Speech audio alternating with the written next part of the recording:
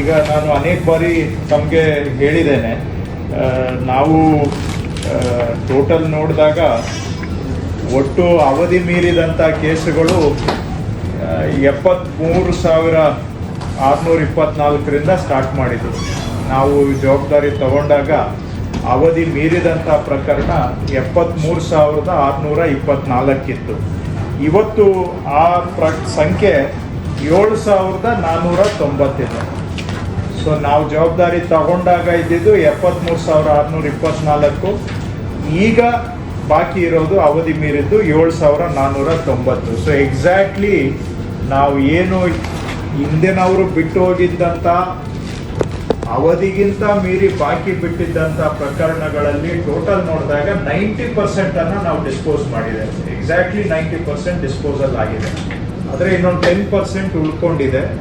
ಈ 10% ಕೂಡ ಅದು ಒಂದು ಸ್ವಲ್ಪ ಬ್ಯಾಂಗ್ಳೂರು ನಾರ್ತ್, ದೊಡ್ಡಬಳ್ಳಾಪುರ, ತುಮಕೂರು ಇಲ್ಲೇನೆ ಸ್ವಲ್ಪ 3 ಕಡೆ ಸ್ವಲ್ಪ ಉಳಿದಿದೆ ಅಷ್ಟೇ.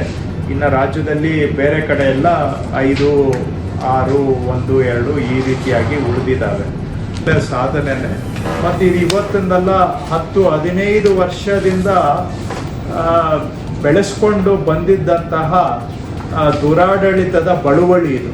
ದುರಾಡಳಿತದ ಬಳುವಳಿ, ಆ ಬಳುವಳಿ 10-15 ವರ್ಷದ ದುರಾಡಳಿತದ ಬಳುವಳಿಯನ್ನು ನಾವು ನಿವಾರಣೆ ಮಾಡಿ ಇದನ್ನು ತಹಬದಿಗೆ ತಂದಿದ್ದೇವೆ ಅಂತ ಹೇಳಿದ್ರೆ ಈ ಕ್ರೆಡಿಟು ನಮ್ಮ ಎಂಟೈರ್ ಟೀಮಿಗೆ ಸಲ್ಲಬೇಕಾಗತ್ತೆ.